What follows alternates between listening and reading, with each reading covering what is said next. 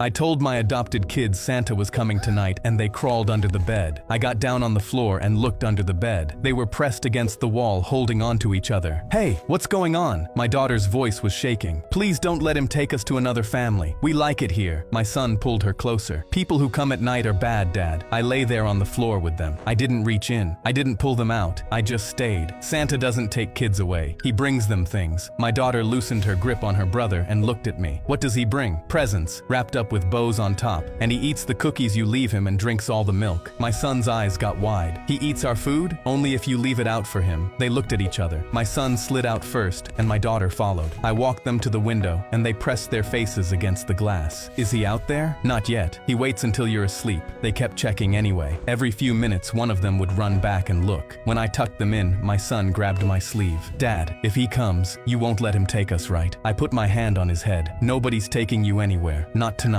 Not ever. I almost broke down because they didn't know who Santa was. I knew what I had to do. I stayed up until 2 in the morning. I pressed boots into flour on the carpet. I bit the cookies and poured out half the milk. I wrapped everything twice because I didn't know how. The next morning, I woke up to both of them screaming from the living room. They found the footprints first. They ran to the plate and the cookies had bites missing and the glass was empty. My daughter grabbed her brother's arm and they just stood there staring at the tree. They didn't touch the presents. My son looked at me with the biggest eyes I'd ever seen. He came and he didn't take us. My daughter was shaking. He's real. He's real. A teacher took one look at my volcano, screamed, and told me I was getting arrested. The science fair was finally here, and I wanted to win first place, so I built a volcano. Baking soda, vinegar, red food coloring, the works. Poster taped to the back of the volcano in giant block letters that said, Science Fair Project, Volcano, Mr. Reyes's class. I labeled the bottles too, baking soda and vinegar, so I'd know what I was mixing and wouldn't mess it up. I was carrying it down the hallway to the gym when Mrs. Caldwell took one look at the volcano and the bottles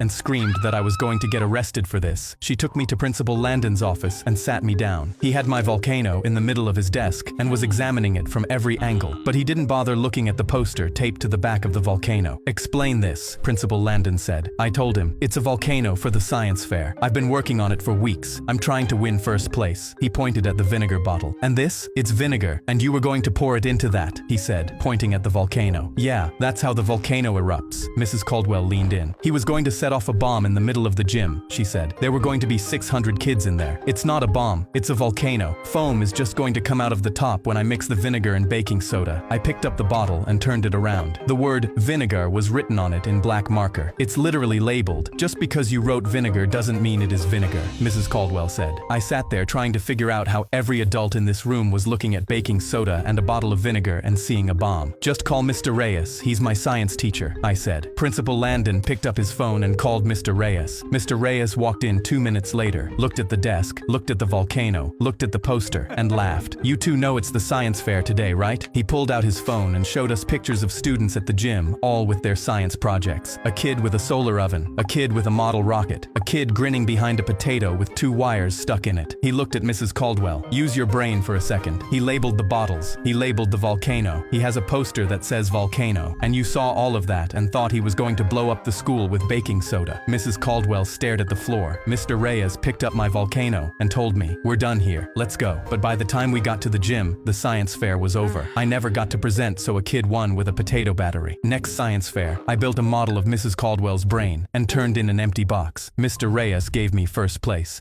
Where did you get that stuffed elephant? A stranger bent down to talk to my daughter in the stroller. I yanked the stroller back. Get the hell away from us. Suddenly, the man's hand shot towards us. Please, I just need to see the elephant. I shoved the stroller past him and power walked the rest of the way home. I was sure I'd never see him again. But the next morning, I opened the blinds and he was sitting across the street, staring up at our window. I immediately ran over. What the F is wrong with you? Please, I just need the stuffed elephant. I'll pay you $1,000 for it. I threatened to call the police. But that's when he reached into his jacket pocket, and for a second, I thought he was going to pull out a gun, but instead, he pulled out a photo. Please, just look at this first. He waved it in my face. It was a toddler in a hospital bed, holding the exact same elephant my daughter slept with every night. His name was Eli. He died from leukemia when he was 2. His voice was shaking. That elephant was his favorite thing in the world, and I carried it around everywhere. But months ago, someone stole my car, and the elephant was inside. Everything made sense. That makes sense. I bought it at Goodwill for for $2. The robber must have donated it. The man nodded. Can you check if there's a zipper along the belly of it? There should be something inside. I ran into my house and brought the elephant out to him. I pulled it open. A small sealed bag was taped to the stuffing inside that had ashes inside of it. The man's legs gave out on the curb. That's him. That's my son.